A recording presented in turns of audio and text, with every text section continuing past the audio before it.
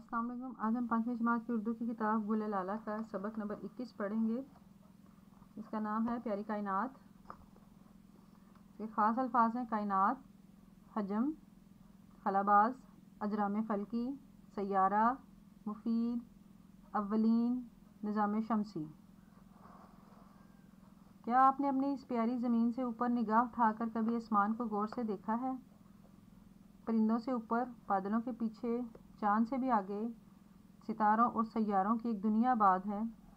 चलें थोड़ी देर के लिए हम तसव्वुर करते हैं कि हम ज़मीन को छोड़कर ऊपर की तरफ आसमान की सैर को जा रहे हैं। इस सैर में सबसे पहले हम अपने निज़ाम शमसी को देखेंगे। शम्स का मतलब है सूरज, और चूँकि सूरज इस निज़ाम का मरकज़ है इसलिए इस निज़ाम को निज़ाम शमसी कहते हैं। सूरज न सिर्फ इस निज़ाम का मरकज़ी हिस्सा है बल्कि ये इस पूरे निज़ाम का 99% हुज्जम रखता है।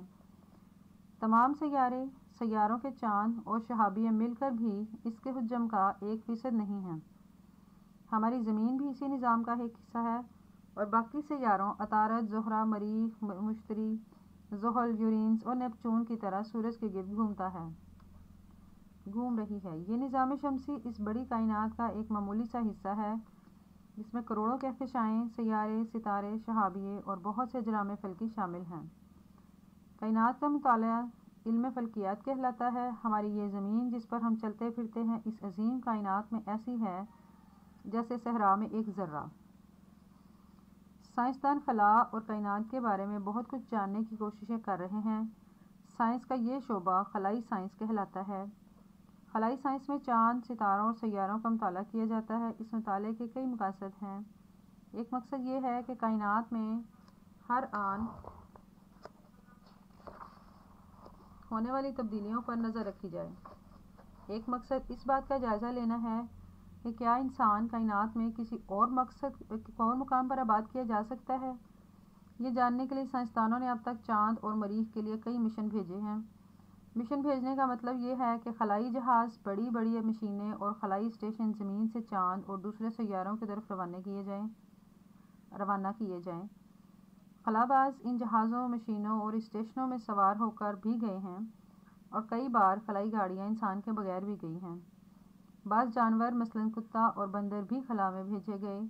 इन तजुर्बात के नतीजे में बहुत सी मुफीद मालूमात हासिल हुई हैं, लेकिन इंसान इन जगहों पर आबाद भी हो सकेगा इस बात के इम्कानात अभी बहुत कम हैं।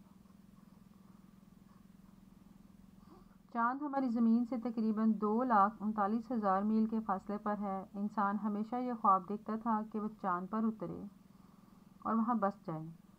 चाँद तक पहुँचने की संजीदा कोशिशों का आगाज़ 20वीं सदी में रूस और अमेरिका ने किया। चाँद पर पहले उतरने का एक मुकाबला दोनों मुल्कों में शुरू हो गया और तकरीबन 40 साल तक जारी रहा। इस दौरान दोनों मुल्कों ने कई मिशन खला में भेजे। कुछ मिशन नाकाम रहे, ज़्यादातर कामयाब हुए। इब्तदाई मिशन इंसान के बगैर भेजे गए, यानी वो सिर्फ मशीनें थीं जिनमें कैमरे और दूसरे आलात लगे हुए थे। इन इब्तदाई आलात से मालूम हुआ कि चाँद पर हवा मौजूद नहीं है और वहाँ इंसान का रहना मुमकिन नहीं। जब 20 जुलाई सन 1959 में अमेरिका ने अपना खलाई मिशन अपोलो 11 कामयाबी के साथ चाँद पर उतारा और अव्वलीन इंसान ने चाँद पर कदम रखा तो रूस और अमेरिका का ये मुकाबला ख़त्म हो गया। नील आर्मस्ट्रॉन्ग पहला इंसान था जिसने चाँद पर कदम रखा। बिज़ ऑल्ड्रिन उसके साथ था। 6 अमेरिकी खलाई मिशन अब तक कामयाबी के साथ चाँद पर उतर चुके हैं, जबकि चाँद की सतह पर चहलकदमी करने के लिए खलाबाजों की मजमूई तादाद 12 है। बहुत से खलाई मिशन नाकाम भी हुए और इनमें कई खलाबाज अपनी जान से भी हाथ धो बैठे। पहले कामयाब मिशन के बाद अमेरिकी खलाबाज ऐसी गाड़ियां रोवर लेकर चाँद पर गए जो चाँद की सतह पर चलाई गईं और खलाबाज 3 दिन तक चाँद पर रहे। चाँद के बाद इंसान ने मरीख की तरफ सफ़र शुरू किया। सन 1997 वो साल था जब पहली ज़मीनी गाड़ी पाथफाइंडर मरीख की सतह पर उतरी और उसमें लगे कैमरों ने मरीख की सतह के करीब से खींची हुई तस्वीर और फिल्में ज़मीन पर भेजीं। पाथफाइंडर के साथ एक रोबोट रोवर भी मरीख की सतह पर उतरा जिसने वहाँ पर तजुर्बात किए। ان تجربات سے زمین پر موجود سائنسدانوں کو مریخ کے بارے میں بہت سی باتیں پہلی بار معلوم ہوئیں۔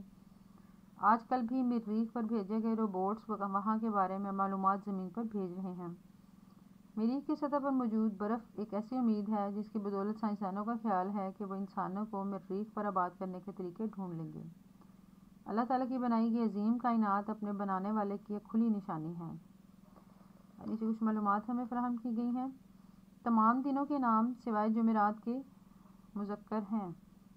تمام دھاتوں اور جواہرات کے نام سوائے چاندی کے مذکر ہیں۔ تمام سیاروں کے نام سوائے زمین کے مذکر ہیں۔ تمام دریاؤں اور پہاڑوں کے نام سوائے گنگا جمنا کے مذکر ہیں۔ تمام بر اعظموں کے نام مذکر ہیں۔ تمام نمازوں کے نام مؤنث ہیں۔ تمام زبانوں کے نام مؤنث ہیں سوائے دہلی کے۔ تمام شہروں کے نام مذکر ہیں۔ اس کی مشق بھی آپ کو انشاءاللہ جلدی مل جائے گی۔ اللہ حافظ۔